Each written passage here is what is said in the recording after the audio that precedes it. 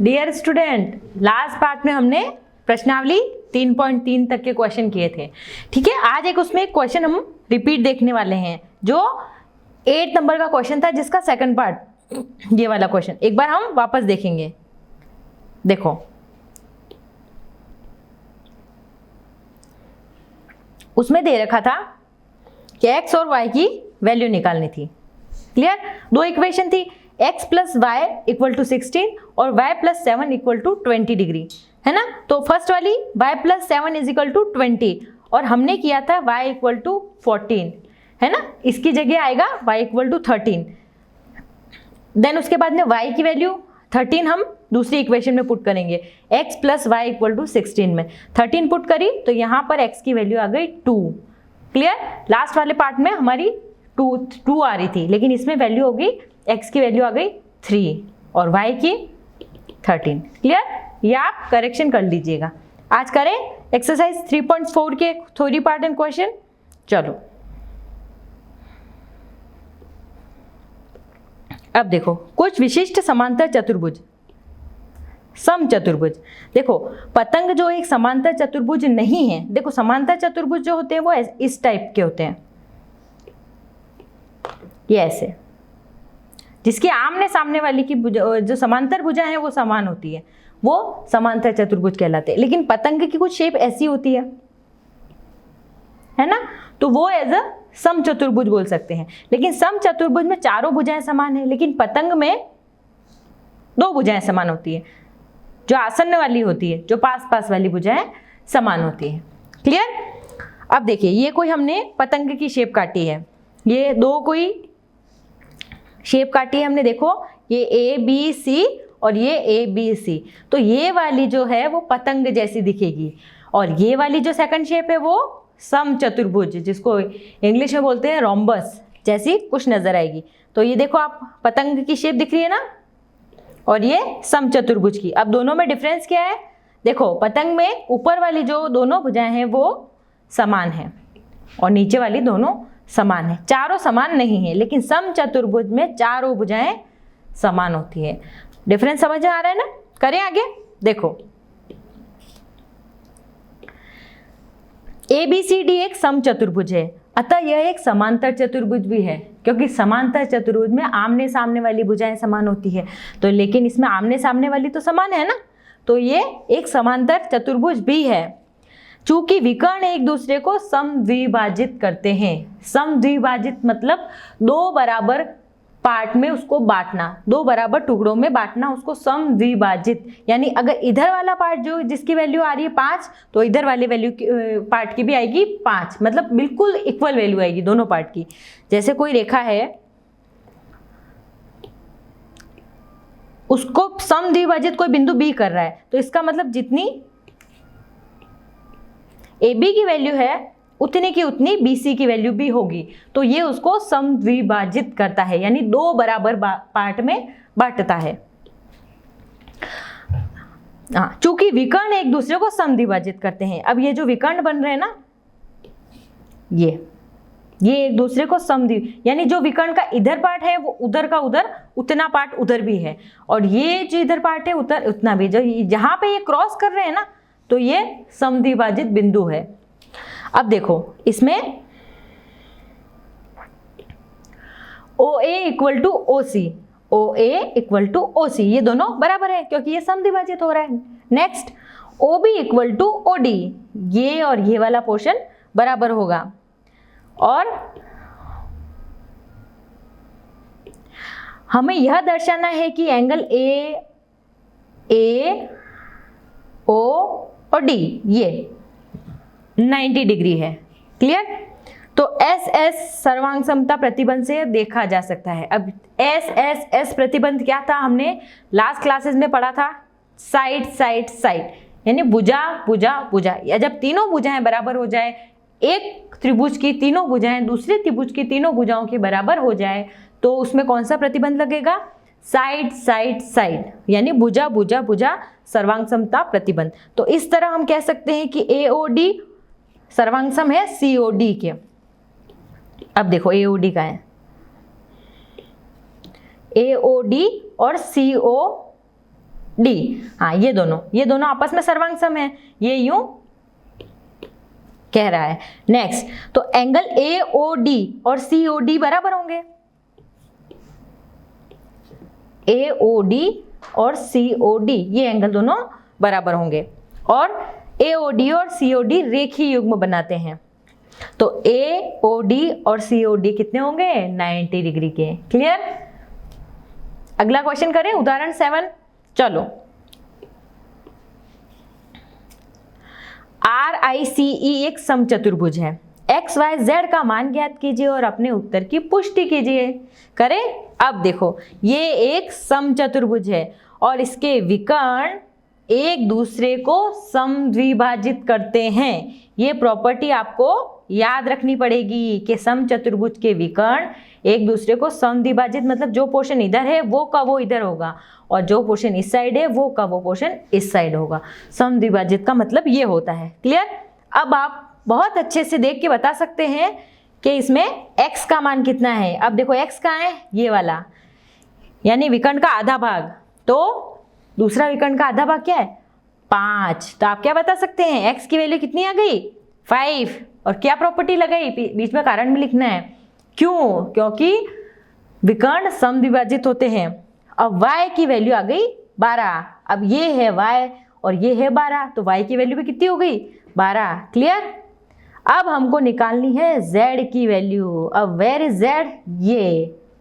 अब बताओ z की वैल्यू 13 कैसे आई? चलो बताओ मुझे। देखो, ये 5 है, ये 12 है,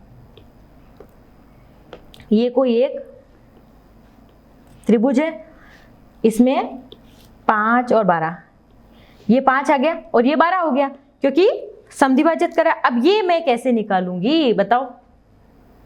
कौन सी प्रमेय? पाइथागोरस प्रमेय। कर्ण का स्क्वायर इज इक्वल टू लंब का स्क्वायर प्लस आधार का स्क्वायर। कर्ण एक बार मान लेती हूँ x, तो x का स्क्वायर इक्वल टू 12 का स्क्वायर, 12 का स्क्वायर प्लस 5 का स्क्वायर। 12 का स्क्वायर कितना होता है? 144, और 5 का स्क्वायर 25। दोनों को मैंने जोड़ा तो 9, 6, 1, 169 x का स्क्वायर है। अब मुझे तो सिर्फ x की वैल्यू चाहिए, तो जैसे स्क्वायर हटा तो इधर क्या लग गया? रूट। तो 169, और 169 किसका रूट होता है बताओ? 13 का। अगर आपको थोड़ा सा कंफ्यूजन हो तो लास्ट वाला डिजिट देख लेना। 3 × 3 किस में आता है? 9 में। तो जो मतलब पीछे 9 किसके आता है वो आप थोड़ा, जैसे 2 × 2 4 होगा, यानी 12 का तो होगा नहीं। 13 का, 14 का देखा तो 4 चौक 16 हो सकता है, 6 तो वो तो, लेकिन मेरा पीछे आ रहा है 9, तो यानी वो 13 का ही होगा। तो ये 13 वैल्यू यहाँ से आई। क्लियर? तो हमको x, y और z तीनों की वैल्यू पता चल गई। अब हम पढ़ते हैं एक आयत। अब देखो, आयत जिसकी आमने सामने वाली भुजाएं बराबर हो उसे आयत कहते हैं। आयत एक समांतर चतुर्भुज है जिसके कोण समान माप के होते हैं, जिसके कोण समान माप के होते हैं और वे सदैव 90 डिग्री होते हैं। ये याद रखना। इसकी परिभाषा का पूर्ण अर्थ क्या है? इसकी चर्चा अपने मित्रों के साथ कीजिए, अपने फ्रेंड से डिस्कस करो कि आयत की पूर्ण परिभाषा क्या है, या आयत में किसको बोल सकती हूँ। यदि आयत समकोणिक है तो प्रत्येक कोण की माप क्या होगी? माना कि प्रत्येक कोण की माप x है। जब भी हमको किसी चीज की मान नहीं पता होता है तो हम उसको क्या मान लेते हैं? x। मैंने इसको माना x। ठीक है? अब कितने कोण हैं? 4 कोण, तो कितनी हो गई? 4x। और किसी भी चतुर्भुज के चारों कोणों का, अंततः चारों कोणों का योग होता है 360, तो 360। अब मुझे सिर्फ x की वैल्यू निकालनी है, यानी 360/4, तो कितनी बार गया? 9 बार, तो 90 डिग्री। तो आयत का प्रत्येक कोण समकोण होता है। ये बात आप याद रख लो अच्छे से। क्लियर? कि आयत का प्रत्येक कोण समकोण होता है। अब नेक्स्ट, एक समांतर चतुर्भुज होने के कारण आयत की सम्मुख भुजाओं की लंबाई बराबर होती है। सम्मुख भुजाओं की लंबाई बराबर होती है, ये हमने अभी पढ़ा। और विकर्ण एक दूसरे को समद्विभाजित करते हैं। ये इंपॉर्टेंट बात है कि विकर्ण भी आपस में समद्विभाजित करते हैं। ये देखो ऐसे, यानी जितना पार्ट इधर है सेम का सेम पार्ट उधर है। ये यानी ये जहाँ पे समद्विभाजित हो रहे हैं वो उसका मध्य बिंदु है, और जितना पार्ट इधर है उतना पार्ट उधर भी है। क्लियर? यानी विकर्ण बराबर लंबाई के होते हैं, आयत के विकर्ण बराबर लंबाई के होते हैं। अच्छा, यानी जो विकर्ण की लाइन ये है वो सेकंड वाली लाइन भी सेम होगी, दोनों विकर्ण बराबर होंगे, ये बात भी ध्यान रखना। अब ये मेरा कुछ ABCD एक आयत है, इसमें मैं देखूँ तो ABC ये एक त्रिभुज है और ABD ये एक त्रिभुज है, दोनों की आकृतियां तो ABC सर्वांग सम है ABD के। क्यों? देखो, first AB equal to AB, ये दोनों में कॉमन है, AB equal to AB, BC equal to AD, ये दोनों भुजा बराबर है, आमने सामने की भुजाएं बराबर होती है। और कोण A इक्वल टू कोण B, कोण A और कोण B बराबर है। क्यों? क्योंकि 90 डिग्री है। अब बताओ इसमें कौन सी प्रॉपर्टी लगी? दो तो साइड है और बीच वाला एंगल है, तो कौन सी थी वो? साइड एंगल साइड, दो भुजाएं और उसके बीच का कोण, ये भुजा और ये भुजा और इसके बीच का कोण, दो भुजाएं और उसके बीच का कोण वाली प्रॉपर्टी थी, तो SAS प्रॉपर्टी। तो इससे ये प्रूव हो गया कि AC इक्वल टू BD, जब ये सर्वांग सम है तो AC और BD बराबर होंगे, यानी दोनों विकर्ण AB और BC इसके विकर्ण है कि नहीं है? दोनों बराबर होंगे, किसके? आयत के। क्लियर? तो अतः आयत में विकर्ण बराबर लंबाई के होने के अतिरिक्त एक दूसरे को समद्विभाजित भी करते हैं। देखो, दो प्रॉपर्टियां इसमें साथ आ गई। एक तो इसमें जो विकर्ण है, ये कोई आयत है, उसके विकर्ण बराबर होंगे, मतलब जो क्रॉस लाइन है वो दोनों आपस में बराबर होगी। और दूसरी बात, जहां से ये समद्विभाजित हो रहे हैं यानी वो बिल्कुल बराबर, दोनों इक्वल पार्ट भी होंगे, यानी ये पार्ट इस पार्ट के बराबर है और ये पार्ट इस पार्ट के बराबर है, दोनों इक्वल पार्ट होंगे और दोनों आपस में भी बराबर होंगे, एक पूरे विकर्ण। जैसे ये कोई बिंदु है A, ये कोई है B, ये कोई C और ये D, ये चार बिंदु है, ये है। ठीक है, तो इसका मतलब AC और ये O बिंदु है, AC इक्वल टू BD, दोनों विकर्ण बराबर है। सेकंड बात, AO इक्वल टू OC, दोनों समद्विभाजित हो रहे हैं तो दोनों पार्ट बराबर होंगे। और DO, ये D है, DO equal to BO। Clear? ये चार चीजें आपको याद रखनी है। चले आगे। अब ये कोई क्वेश्चन दे रखा है, अब इसमें ये आयत है, RENT एक आयत है, उदाहरण नंबर 8। इसके विकर्ण एक दूसरे को O पर प्रतिच्छेदित कर रहे हैं, कोई बिंदु है O। अब विकर्ण आयत आते ही आपके दिमाग में आ जाने चाहिए उसके दोनों विकर्ण इक्वल होंगे। ठीक है, और दूसरी बात, जहां से वो मिड पॉइंट है वो दोनों पार्ट इक्वल होंगे। तो देखो, इसका मतलब ये कोई पार्ट है 3x + 1 और ये 2x + 4 है, और ये दोनों आधे आधे पार्ट हो रहे हैं। इसका मतलब ये पार्ट इस पार्ट के बराबर है, तो मैंने क्या गया, 3x + 1 = 2x + 4। सो करो इक्वेशन सोल्व। जो x वाली टर्म है वो एक साइड आ जाएगी और जो नॉर्मल टर्म है वो दूसरी साइड चली जाएगी। तो 3x - 2x हो गया इक्वल टू 4 - एक प्लस का था उस साइड आया तो -1 हो गया। तो कितना हो गया, 3x में से 2x गया तो x, और 4 में से 1 गया तो 3, यानी x की वैल्यू आ गई मेरी 3। आ गया समझ में? क्यों हुआ? क्योंकि आयत के विकर्ण एक दूसरे को समद्विभाजित करते हैं, तो यानी दोनों की वैल्यू इक्वल होगी। करें आगे। वर्ग। अब देखो, वर्ग मतलब जिसकी चारों भुजाएं बराबर हो। जैसे ये कोई 4 भुजाएं हैं तो वो चारों भुजाएं बराबर हो। वर्ग एक आयत होता है जिसकी भुजाएं बराबर होती है। देखो, वर्ग को हम एक तरह का आयत भी कह सकते हैं, क्योंकि अगर मैं इसको देखूं तो इसके आमने सामने की भुजाएं तो बराबर है ही है ना। तो वर्ग एक आयत हो सकता है, लेकिन हर वर्ग एक आयत हो सकता है, लेकिन हर आयत एक वर्ग नहीं हो सकता। क्लियर? क्योंकि वर्ग को आप आयत बोल सकते हो क्योंकि उसके आमने सामने वाली भुजाएं बराबर होती है, लेकिन आयत को आप वर्ग नहीं बोल सकते क्योंकि वर्ग की चारों भुजाएं बराबर होती है, लेकिन आयत में तो आमने सामने वाली होती है। क्लियर? इसका मतलब यह है कि वर्ग में एक आयत के सभी गुण होने के साथ साथ एक अतिरिक्त गुण भी होता है, इसकी भुजाएं बराबर लंबाई की होती है। वर्ग के विकर्ण आयत के विकर्णों की तरह बराबर लंबाई के होते हैं। इसमें भी सेम वही बात, जो दो विकर्ण आपस में क्रॉस कर रहे हैं ना, वो दोनों बराबर होंगे। एक आयत में विकर्णों का एक दूसरे पर लंब होना आवश्यक नहीं होता है।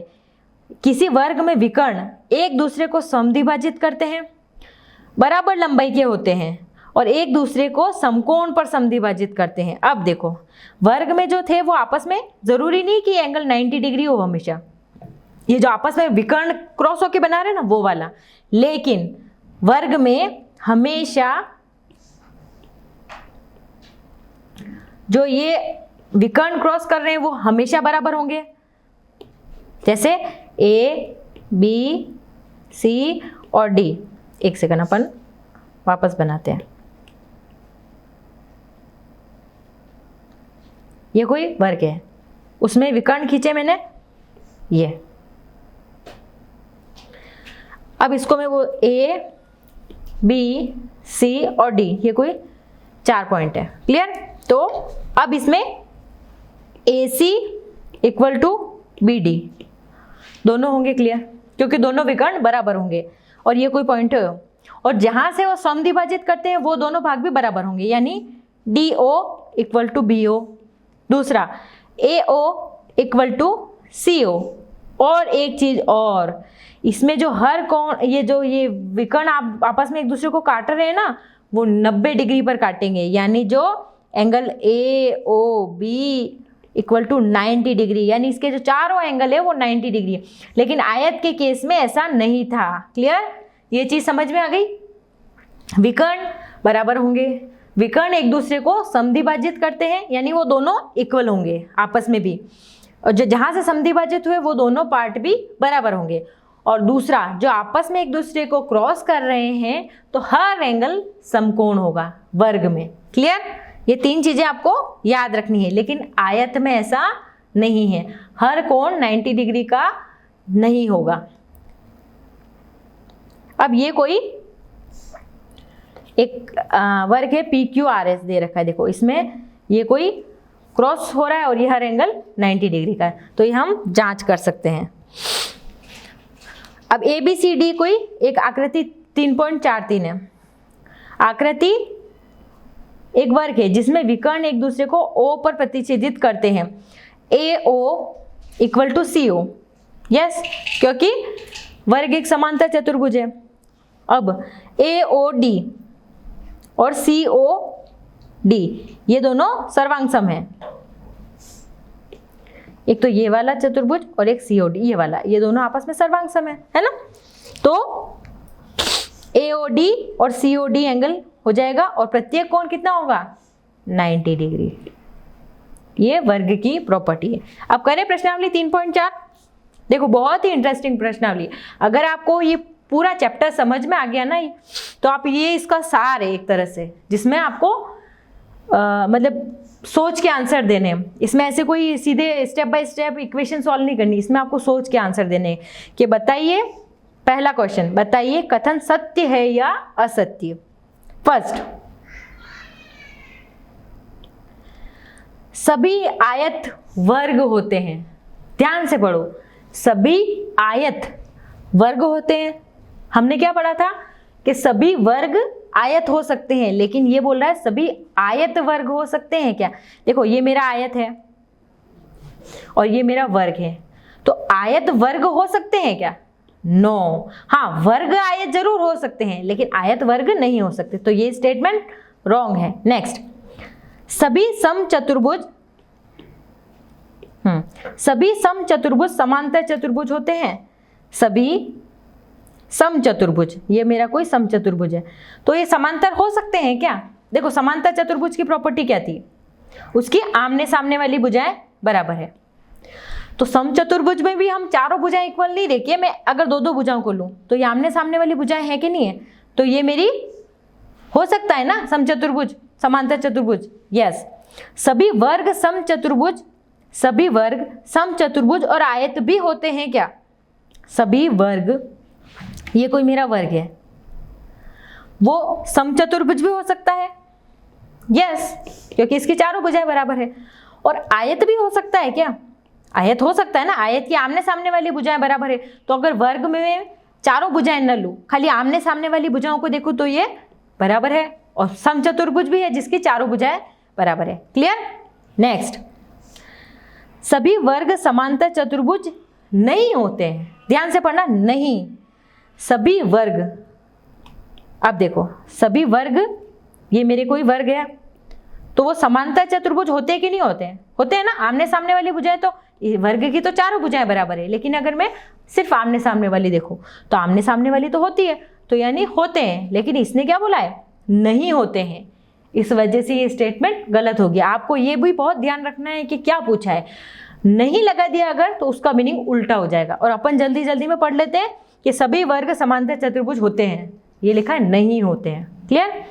सभी पतंगे समचतुर्भुज होती है। अब सभी पतंगे, अब पतंगे की कुछ शेप ऐसी होती है जिसमें ये दो भुजाएं बराबर है।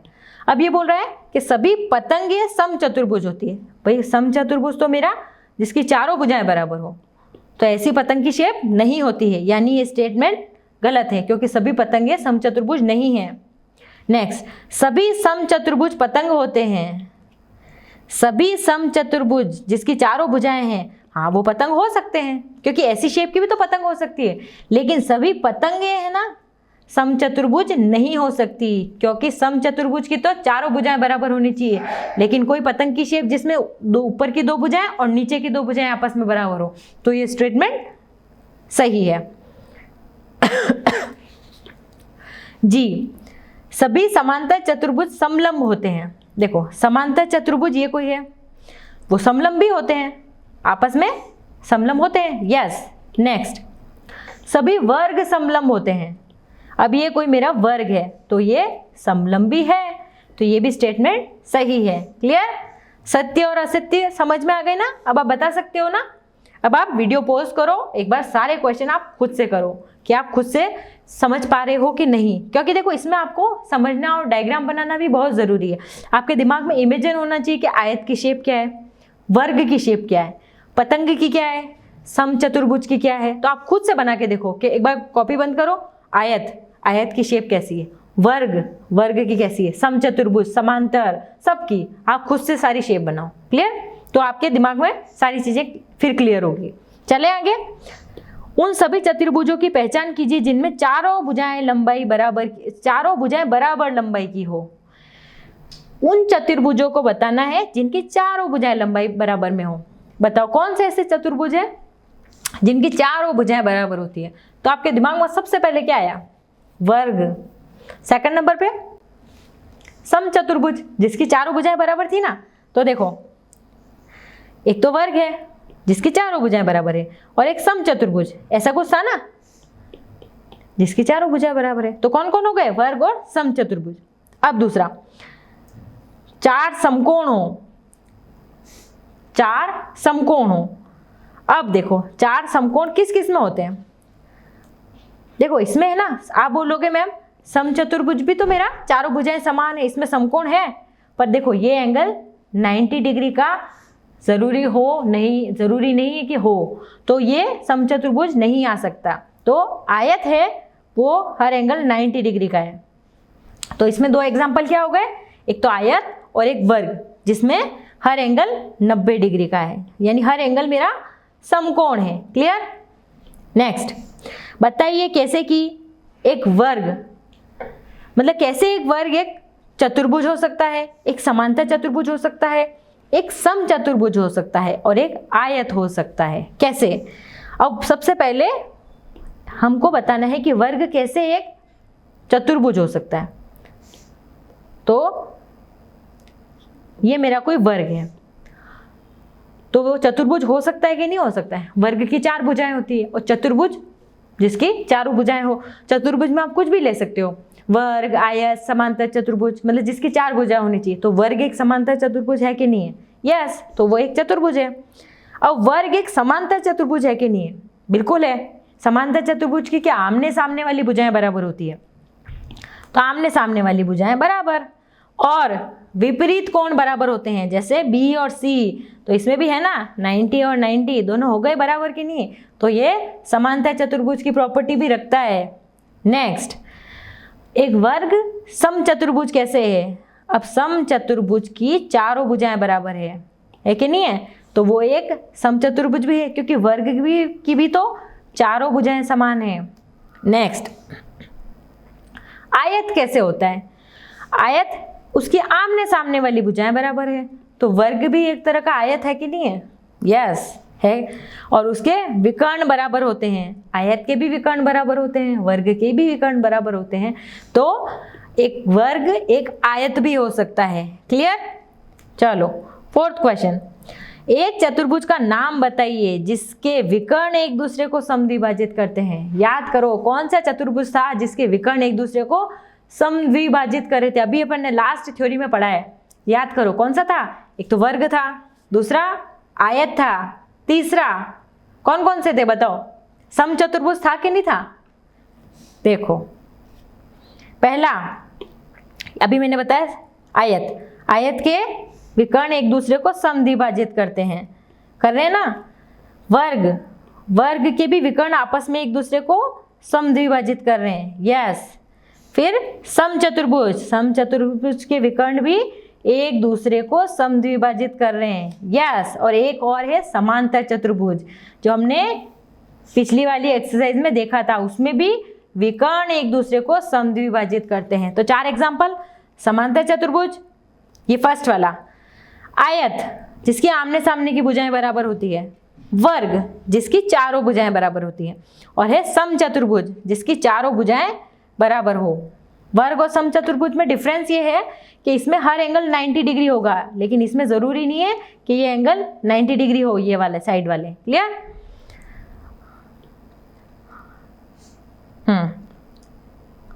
एक दूसरे पर लंब समद्विभाजक हो। ऐसे कौन से चतुर्भुज है जो एक दूसरे पर लंब समद्विभाजक हो? तो वर्ग, ये देखो लंब समद्विभाजक, समचतुर्भुज, ठीक है, तो वर्ग और समचतुर्भुज जो लंब समद्विभाजक हैं। नेक्स्ट, बराबर हो, मतलब जिसके विकर्ण, विकर्णों की बात हो रही है, ये विकर्ण लंब समद्विभाजक है ना ये। और विकर्ण बराबर किस किस में थे? याद करो, एक तो था आयत और एक था वर्ग, है ना, जिसके विकर्ण बराबर थे। नेक्स्ट, बताइए एक आयत उत्तल चतुर्भुज कैसे है? अब याद करो उत्तल क्या होता था और अवतल क्या होता था।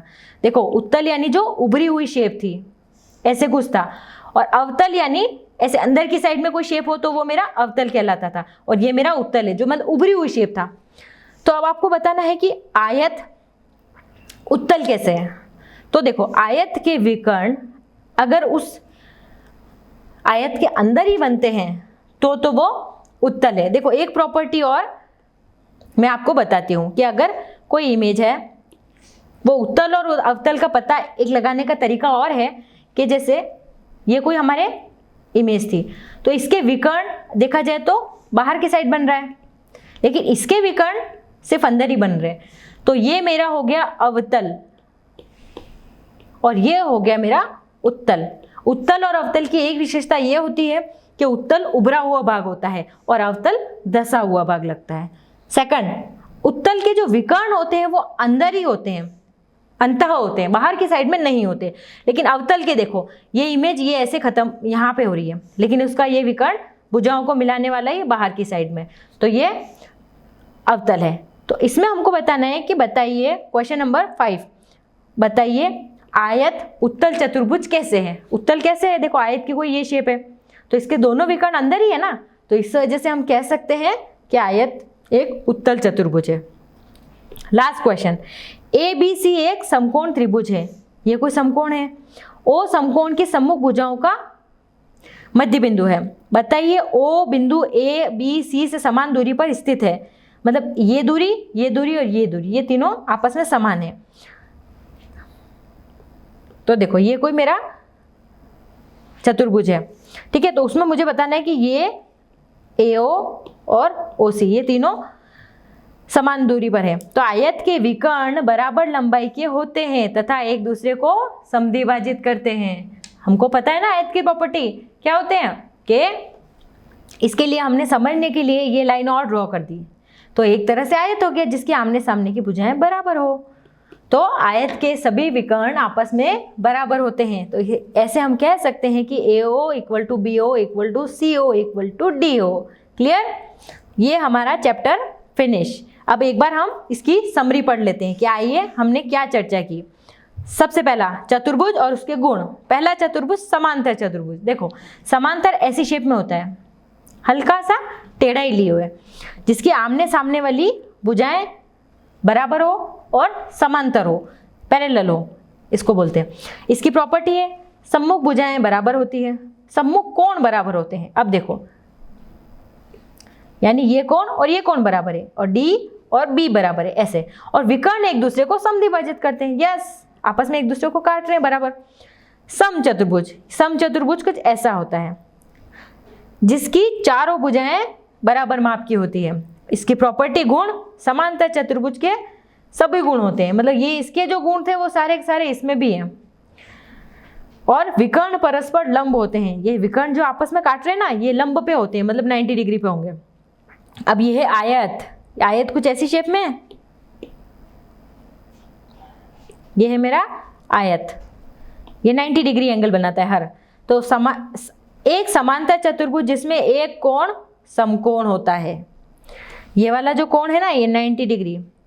समांतर चतुर्भुज के सभी गुण होते हैं, इसके सभी गुण इसमें हैं। दूसरा, प्रत्येक कोण समकोण होता है। यस, विकर्ण बराबर माप के होते हैं, ये विकर्ण आपस में क्रॉस हुए ना, ये बराबर माप के। यस, दोनों आपस में जो दोनों विकर्ण बराबर थे ना, वर्ग और आयत के दोनों के। नेक्स्ट, वर्ग, ऐसा कुछ चारों भुजाएं जिसकी बराबर हो, वर्ग। एक आयत जिसकी सभी भुजाएं बराबर होती है, ये एक आयत भी कह सकते हैं हम इसको, जिसकी सभी भुजाएं बराबर है।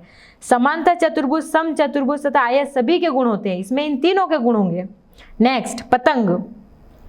अब देखो, पतंग की कुछ ऐसी शेप है जिसकी ये भुजा और ये, और मतलब दो भुजाएं, दो आसन्न भुजाएं आपस में बराबर है।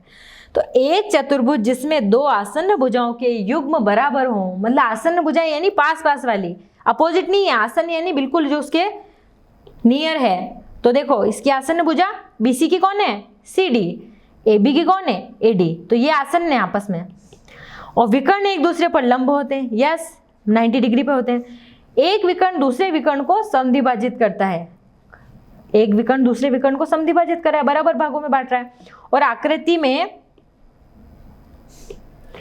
B, angle B equal to angle D है। हाँ, इसमें दो कोण तो बराबर होंगे, लेकिन ये वाला और ये वाला बराबर हो जरूरी नहीं है, ये इक्वल नहीं होंगे, लेकिन B और D बराबर होंगे। किसमें, पतंग में। तो यहाँ मेरा चैप्टर नंबर 3 फिनिश होता है। तो आपको सारे क्वेश्चन की प्रैक्टिस करनी है और सारे क्वेश्चन करने हैं, क्लियर?